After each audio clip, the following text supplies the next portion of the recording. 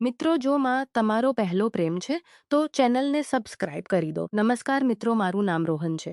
હું એક સામાન્ય રિક્ષા ડ્રાઈવર છું. મોટા સપના લઈને ભણ્યો છું, પણ ગામમાં નોકરીની તકી કરી. જોઈ પણ ઓછો પગાર, વધુ કામ, બોસનું તાણ અપમાન અને સતત માનસિક તણાવ, બધું સહન ન થયું.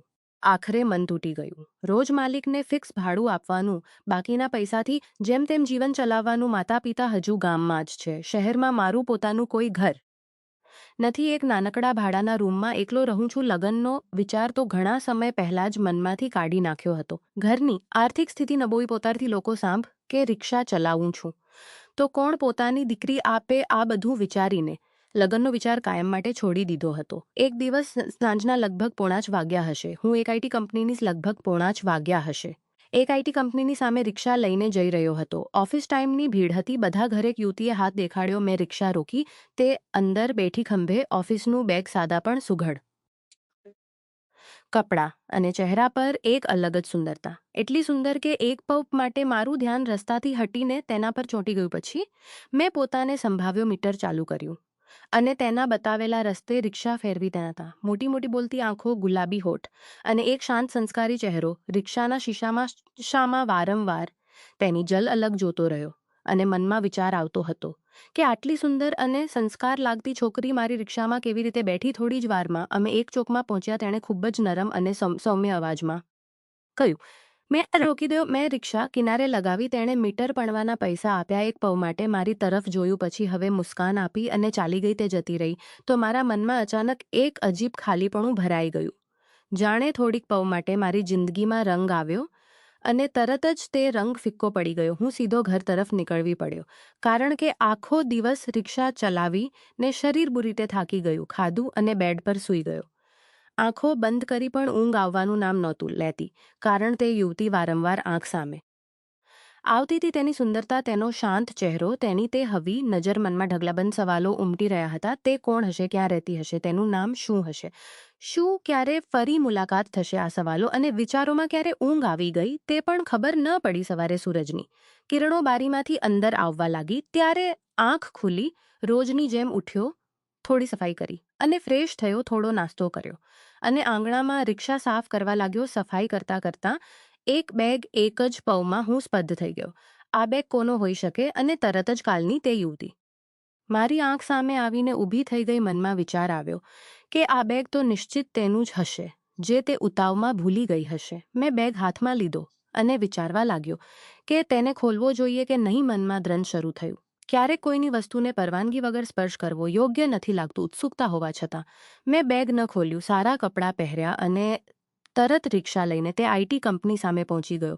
ત્યાંના સિક્યુરિટી ગાર્ડે બધી વાત શાંતિથી કરી, પણ તેમણે ન સાંભળ્યું અને મને ટાવી દીધો. તેમના વર્તનમાં એવું લાગ્યું કે જાણે હું કોઈ ગુનો કરી રહ્યો છું. મને ખૂબ દુઃખ થયું, પણ હું હાર્યો નહીં. કંપનીની બહાર એક બાજુ ઊભો રહીને રાહ જોવા લાગ્યો. સમય ખૂબ ધીમે ધીમે વીતી રહ્યો હતો. બપોર થઈ ગઈ. પેટમાં ભૂખ તીવ્ર થવા લાગી, પણ તે યુવતીને બેગ પરત આપવાનો વિચાર એક પળ માટે પણ મનમાં ડગ્યો નહીં. સાંજના 5:30 વાગ્યા. મનમાં નિરાશાની છાયા ઘેરાયેલી હતી. હવે લાગવા લાગ્યું કે હવે તેની સાથે મુલાકાત નહીં થાય. ઉદાસ મનથી ઊભા થઈને જવાની તૈયારી કરી રહ્યો હતો, ત્યાં અચાનક તે જ યુવતી કંપનીમાંથી બહાર નીકળતી દેખાય. એ પવે મારા મનમાં જે ખુશી ઉમટી તે શબ્દોમાં બતાવી શકાય નહીં. તેણે મને જોયો અને એક પવની પણ રાહ ન લઈ દોડીને મારી પાસે આવી. તેના ચહેરા પર સ્પષ્ટ ગભરાહટ હતો. આંખોમાં ડરની પરછાયા દેખાતી હતી અને તે ડરની પાર એક આવી આશાની ચમક પણ દેખાતી હતી. પાસે આવીને કાપતા અવાજે પૂછ્યું, તમને મારી બેગમાં હોય? આ સવાલ સાંભળતા જ વિચાર કર્યા વગર મેં બેગ તેના હાથમાં મૂકી દીધી. બેગ હાથમાં આવતા જ જાણે તેની જાનમાં જાન આવી ગઈ. તેની આંખોમાંથી 2-3 આંસુ મેં સરી પડ્યા. તે આંસુ દુઃખના ન હતા, પણ રાહતના, ખુશી અને સુકૂનના હતા. ભાવુકથી તેણે કહ્યું, સાચું કહું તો કાલે મને ઠીક ઊંઘ પણ નથી આવી. તેણે કહ્યું, સાચું કહું, મારો બેગ ક્યાં ખોવાઈ ગયો? કેવી રીતે ખોવાઈ ગયો? એ વિચારીને મારું દિમાગ ફરી ગયું હતું. મને લાગતું હતું કે ક્યાંક રસ્તામાં જ પડી ગયું હશે, કે કોઈએ ઉપાડી લીધો હશે, પણ તમે તો ભગવાનની જેમ પરત આપી દીધો. તેના શબ્દમાં એટલી કૃતજ્ઞતા અને અપનાવ હતો કે મારું મન પણ અનાયસે ભરાઈ આવ્યો. તેણે થોડી સંભાવ એને આગળ કહ્યું, તમે જાણો છો આ બેગમાં શું છે?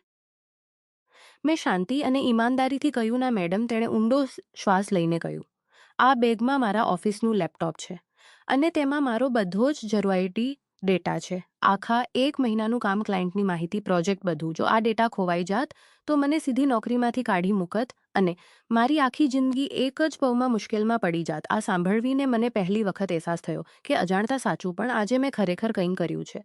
ભાવનાઓથી ભરાઈને તેણે હાથ આગળ વધારીને કહ્યું, નામ શિવાંજલિ છે. એ પળ મારા જીવનની સૌથી ખાસ પળ હતી. આ મોટા શહેરમાં રહેતા હોવા છતાં પહેલી વખત કોઈ યુવતીએ આટલી આત્મીયતા અને આદર સાથે મારી તરફ હાથ વધાર્યો હતો. મેં પણ થોડા ગભરાહટ અને સંકોચ સાથે પણ દિલથી ખુશ થતા મારો હાથ તેના હાથમાં મૂક્યો અને કહ્યું, મારું નામ રોહન છે. તેનો તે નરમ ગરમ હાથ મારા હાથમાં આવતા જ મારા દિલમાં એક અજીબ ગરમાટો ઉતરી આવ્યો.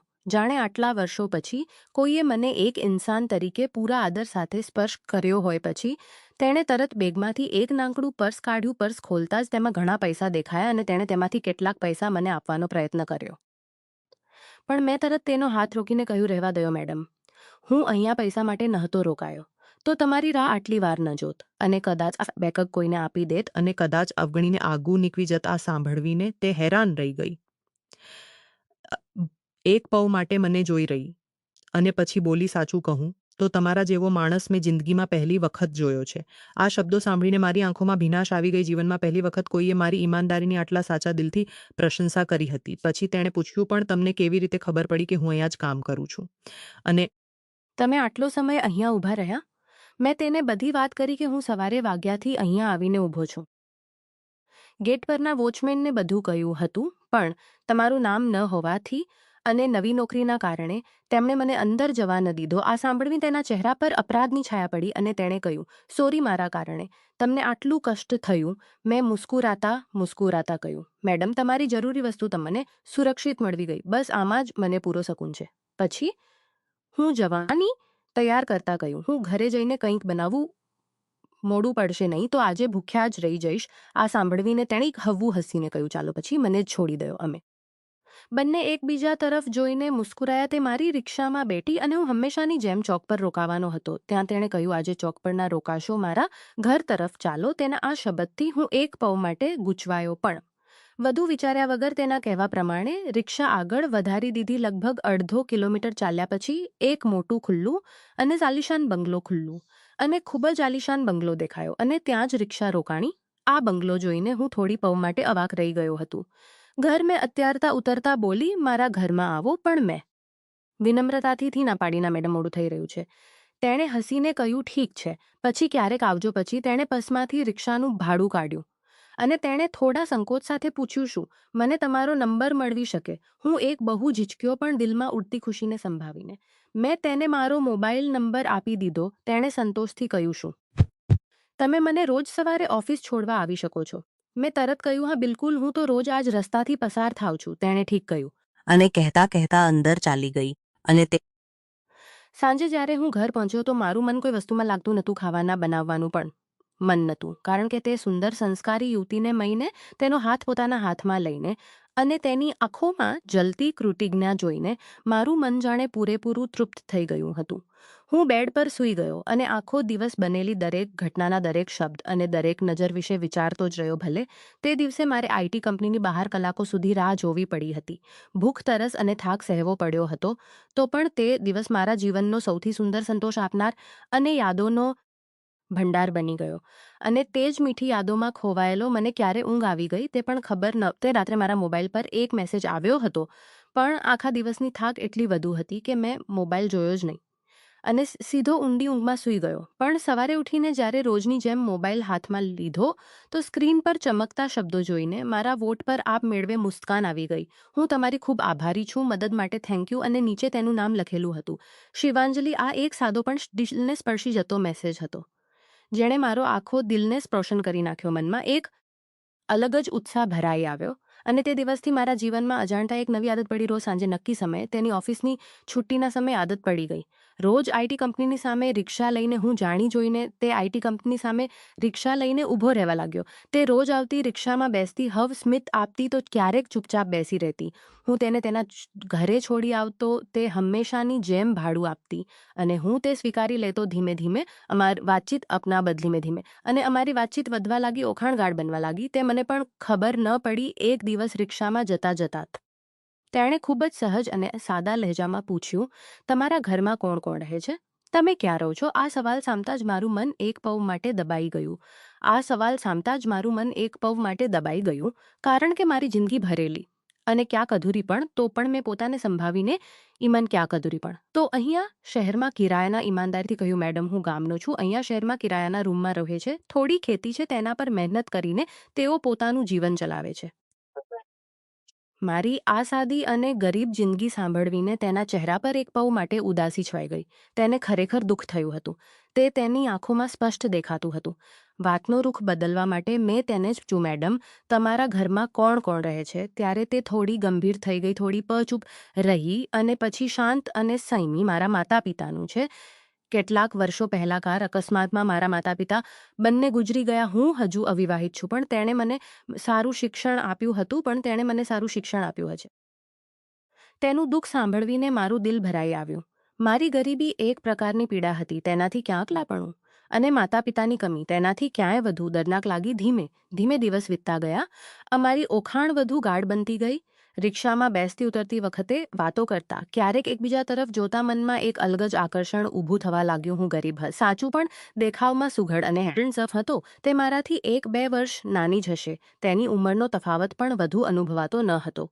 અમારી વાતચીત વધુ સહજ બનતી ગઈ. એક દિવસ સાંજે હું હંમેશાની જેમ તેની ઓફિસ બહાર ઊભો હતો. ત્યાં અચાનક આકાશમાં વાદળો ઘેરાઈ આવ્યા અને જોરદાર વરસાદ શરૂ થઈ ગયો. રસ્તા પર તે દોડતી રિક્ષા સુધી આવી. અમે નીકળ્યા. બહાર મૂસળાધાર વરસાદ પડી રહ્યો હતો. રિક્ષાની બાજુએથી થોડું પાણી અંદર આવી રહ્યું હતું. અમે બંને હવા ભીંજાઈ રહ્યા હતા. આ ભીના માહોલમાં અમારી વાતો ઓછી અને નજરો દ્વારા થતો સંવાદ વધુ હતો. થોડી વારમાં અમે તેના ઘર સામે પહોંચ્યા. ત્યારે તેણે કહ્યું, વરસાદ ખૂબ તેજ છે, અંદર આવો, ઠંડી લાગી રહી છે. થોડી ચા પીને પછી જજો. મેં ના પાડી, પણ તેના આગ્રહ અને તે પવના આકર્ષણની આગળ આખરે હું તેની સાથે અંદર ગયો. ચારે તરફ ફેલાયેલો વૈભવ જોઈને મારી આંખો ચોધાર થઈ ગઈ. ત્યાં શિવાંજલિનો અવાજ આવ્યો, અહીંયા સોફા પર બેસો. હું સોફા પર બેઠો. તેણે પાણી આપ્યું અને ગરમાગરમ ચા બનાવું છું. તે કિચનમાં ચાલી ગઈ. હું તમારા માટે ગરમાગરમ ચા બનાવું છું. તે કિચનમાં ચાલી ગઈ અને હું થોડી જ વારમાં હાથમાં ચાના 2 કપ લઈને આવી. એક કપ મારી તરફ વધાર્યો અને જેવું મેં કપ લીધો તેવો તેના હાથનો સ્પર્શ મારા હાથને થયો. એ પળ અમારી નજરો એકબીજામાં ઉલઝાઈ ગઈ. તે નજરમાં ભરોસો હતો, અપનાવ હતો, એક અલગ જ ચમક હતી. અમે બંને અનાયાસ મુસ્કરાઈ પડ્યા. તે હવે શરમ સાથે નજર નીચે કરી ગઈ. મેં ચાની સુસ્કી લીધી તો શરીરમાં ગરમાટો ફેલાવા લાગ્યો. તે થોડે અંતરે બેસીને ચા પી રહી હતી. ચા પૂરી થઈ ત્યાં સુધીમાં અમે વધુ વાતો ન કરી, પણ તે ખામોશીમાં ઘણું બધું કહેવાઈ રહ્યું હતું. ચા પૂરી, થેન્ક યુ, તેણે હસતા હસતા કહ્યું. કઈ બાબત માટે? મેં કહ્યું, આટલું સારું ધ્યાન રાખવા માટે. તેણે મુસ્કુરાઈને કહ્યું, ઉલટું તો તમે રોજ મારું આટલું ધ્યાન રાખો છો. અમે બંને એકબીજા તરફ જોઈને હસી પડ્યા. મેં સહજતાથી કહ્યું, તમારું ઘર ખૂબ સુંદર છે. તેણે કહ્યું, થેન્ક યુ. પછી હું ઊભો થયો અને કહ્યું, હું ચાલું. શિવાંજલિ, આજે પહેલી વખત મેં તેને મેડમ કહેવાને બંધથી પોકાર્યું. આ સાંભળતા તેણે મારી તરફ જોયું. ફરીથી અમારી આંખોની નજરમાં કંઈક એવું હતું જેણે વગર બોલ્યા બધું કહી દીધું. હું મોઢું ફેરવીને જવાનો હતો ત્યાં શિવાંજલિએ અચાનક મારો હાથ પકડી લીધો. હું પાછો વળ્યો તો તેની આંખો ભરાઈ આવી. નજરમાં એક અલગ જ ભાવના ઉમટી રહી હતી, જાણે દિલમાં ઘણું બધું જમા થયું હોય, જે આજે બહાર આવવાનું હોય. તેણે કમતા પણ દરડ અવાજમાં કહ્યું, રોહન, તેના મોથી. મારું નામ સાંભળતા જ મારું દિલ જોરથી ધડકવા લાગ્યું. આખા શરીરમાં એક અજીબ સિરહન દોડી ગઈ. તેણે આગું કહ્યું, રોહન, તમારા જેવો માણસ મેં મારી જિંદગીમાં ક્યારેય નથી જોયો. એ સાચું છે કે તમે ગરીબ દિલથી, તમે ખૂબ અમીર છો દેખાવમાં, પણ તમે ખૂબ સુંદર છો. પણ તેનાથી પણ વધુ સુંદર તમારું મન છે. આટલા દિવસથી હું તમને જોઈ રહી છું. તમારી વાતો, તમારું વર્તન, એક સ્ત્રીને આપવામાં આવતો આદર, સન્માન, માન, આ બધું ક્યારે બદલાયું નથી. સાચું કહું તો જો તમારી જગ્યાએ કોઈ બીજો હોત તો મારી અમીરી જિંદગી જોઈને મને પ્રેમના જાળમાં ફસાવવાનો પ્રયત્ન કરત, કદાચ લૂંટવાનું પણ વિચારત. પણ તમને જોઈને મને ક્યારેય ડર નથી લાગ્યો. ઉલટું તમારા પર એટલો ભરોસો થઈ ગયો કે હું રોજ નિશ્ચિતપણે તમારી રિક્ષામાં સફર કરતી રહી અને આજે તમારા દિલમાં દબાવીને રાખી શકતી નથી. સાચું કહું તો મને તમે ખૂબ ગમવા લાગ્યા છો. તેના આ શબ્દો સાંભળીને હું બિલકુલ સ્તબ્ધ થઈ ગયો. થોડી પળો માટે તો એવું લાગ્યું કે હું શ્વાસ લેવાનું જ ભૂલી ગયો છું. શિવાંજલિ શું કહી રહી છે આના પર? મને વિશ્વાસ જ નહોતો આવતો. શું જવાબ આપું, કેવી રીતે બોલું, કંઈ સમજાતું નહોતું. મારી આંખો પણ આપમે ભરાઈ આવી. જીવનમાં પહેલી વખત કોઈએ મારી ઈમાનદારી અને મારા સ્વભાવને આટલી ઊંડાઈથી સમજ્યો હતો. તે થોડી વધુ પાસે આવી. મારી આંખોમાંથી પડતા આંસુ તેણે જોયા અને એક પળ માટે તેણે પોતાનું માથું મારા ખંભે ટેકવી દીધું. એક પળ જાણેમાં મારા આખી જિંદગી થંભી ગઈ હોય, સમયમી ગયો હોય એવું લાગ્યું. આગળ શું નહોતું. થોડીવાર પછી પોતાને સંભાવીને મેં કહ્યું, શિવાંજલિ, મને પણ તમે ખૂબ ગમો છો, પણ હું ગરીબ છું, ગામથી આવેલો છું, એક સામાન્ય માણસ છું, રિક્ષા ચલાવું છું. તમારી જિંદગી, તમારું સ્ટેટસ, તમારી દોલત મારાથી ઘણું વધુ છે. તમે ખૂબ સુંદર છો. તમારા માટે તમારા દજ્જાનો, તમારી સુંદરતા અને અમીરીને શોભે એવો કોઈ સારો છોકરો શોધો. આ સાંભળતા જ તેણે ફરીથી મારો હાથ મજબૂતીથી પકડી લીધો. તેની આંખોમાં કોઈ શંકા નહોતી. તેણે પૂરા યકીન, મોટા નાના ઊંચ નીચ જેવી કોઈ વસ્તુ હોતી નથી. માણસ બસ સ્વભાવથી સારો હોવો જોઈએ. અને તે તમે છો. મને તમે ગમો છો અને હું તમારી સાથે જ લગ્ન કરવા માંગુ છું. તેના આ દરડ શબ્દોએ મારો બધો ડર એક જ પળમાં દૂર કરી દીધો. તો પણ ગભરાતા ગભરાતા મેં કહ્યું, લોકો શું કહેશે? શિવાંજલિ, એક રિક્ષાવાળા સાથે લગ્ન કર્યા એમ કહીને તમને તાણા મારશે. ત્યારે છે તેણે શાંતિથી મુસ્કુરાઈને કહ્યું, લોકોનું શું છે? સારું કરો તો પણ બુરું જ બોલે છે. તેમની પરવા ન કરો. સાચું બતાવો, હું તમને ને ગમું છું. આ સવાલ પર શબ્દોની જરૂર જ નહોતી. મેં ફક્ત માથું હલાવ્યું અને તેની આંખોમાં જોઈ લીધું. અને તે જ દિવસથી અમારા પ્રેમની અસલી શરૂઆત થઈ. હું ધીમે ધીમે વધુ ખુશ રહેવા લાગ્યો. જિંદગીને નવો અર્થ મળ્યો. જીવવાની નવી દિશામાં હોય. દિવસ વીતતા ગયા. લગભગ 1 વર્ષ સુધી અમે એકબીજાને મળવતા રહ્યા, વાતો કરતા રહ્યા, ક્યારેક હસ્યા, ક્યારેક ગંભીર થયા, એકબીજા માટે દિલને સમજતા રહ્યા, સ્વભાવ જાણતા ગયા. અને સાચું કહું તો અમારા સ્વભાવ એકબીજાને દિલથી મળવાઈ ગયા. આખરે અમે લગ્ન કરવાનું પાક્કું નક્કી કર્યું. હું શિવાંજલિને મારા માતા પિતાને મળવા ગામડે લઈ ગયો. તે 2-3 દિવસ અમારા સાદા ઘરમાં રહી. તેને મારા માતા પિતાની સાદગી, તેમનો પ્રેમ અને અપનાવ ખૂબ જ ગમ્યો. અને મારા માતા પિતાને પણ શિવાંજલિ ખૂબ પસંદ આવી. તેમને તો વિશ્વાસ જ નહોતો આવતો કે મારા જેવા ગરીબ રિક્ષા ચલાવનાર છોકરાની જિંદગીમાં આટલી સુંદર, સંસ્કારી અને અમીર છોકરી આવી શકે છે. પણ એ સાચું થયું. થોડા દિવસોમાં અમારા લગ્ન સાદી રીતે પણ પૂરા દિલથી થઈ ગયા. આજે અમે બંને ખુશી ખુશી પોતાનો સંસાર બનાવી રહ્યા છીએ. હું મારા માતા પિતાને શહેરમાં અમારી સાથે રહેવાનું કહું છે. હું મારા માતા પિતાને શહેરમાં અમારી સાથે રહેવાનું કહું છું. પણ તેમને ગામની ખેતી માટીની સુગંધ. તેથી જ્યારે પણ સમય મળે જઈને તેમની સાથે કેટલાક દિવસ ખુશીથી વિતાવીએ છીએ અને પછી શહેરમાં પાછા આવીએ છીએ. શિવાંજલિ મને ઘણી વખત પ્યારથી કહે છે, હવે તમે રિક્ષા ચલાવવાનું બંધ કરો ને. હું હસીને તેને કહું છું, ના, આ જ રિક્ષાને કારણે મને અને તને મુલાકાત થઈ. આ જ રિક્ષા મારી જિંદગીની સૌથી ખૂબસૂરત યાદ છે. પૈસા. કેટલા પણ મળે, પણ આ પ્રેમ, આ ભરોસો અને આ યાદ. અમારી બંનેની આંખોમાં આંસુ આવી જાય છે. હાથ વધુ કસીને પકડી લઈએ છીએ અને અમારો એકબીજા પરનો ભરોસો તથા પ્રેમ વધુ ગાઢ બનતો જાય છે. તો મિત્રો, શું મેં અને શિવાંજલિએ એ સાચું કર્યું કે ખોટું? તમારો અભિપ્રાય કોમેન્ટમાં જરૂર જણાવજો. આ કહાની માત્ર રોહન અને શિવાંજલિના પ્રેમની નથી. આ તો ઈમાનદારી, ભરોસો અને ઇન્સાનની કહાની છે. પૈસા, જાતિ, સંબંધ નક્કી નથી કરતા માણસનું દિલ, તેનો સ્વભાવ અને તેના મૂલ્યો જ તેની અસલી ઓળખ હોય છે. જો સંબંધમાં ઈમાનદારી હોય, સામેના માટે આદર હોય અને ભરોસો હોય, તો કોઈ પણ હાલત, તફાવત પ્રેમના રસ્તામાં અડચણ નથી બની શકતો. જિંદગીમાં સારાઈનો રસ્તો પસંદ કરશો તો કિસ્મત પણ ક્યારે તમારો સાથ આપશે જ. બસ ધીરજ રાખવાનું શીખો અને ઇન્સાન બનીને રહો. જો આ પ્રેમ કથા તમારા દિલને સ્પર્શી ગઈ હોય તો લાઈક કરો, શેર કરો અને ચેનલને સબસ્ક્રાઇબ કરવાનું ભૂલશો નહીં. ફરી મળશું મિત્રો નવા વિડીયો સાથે. જય જય ગરવી ગુજરાત. ધન્યવાદ.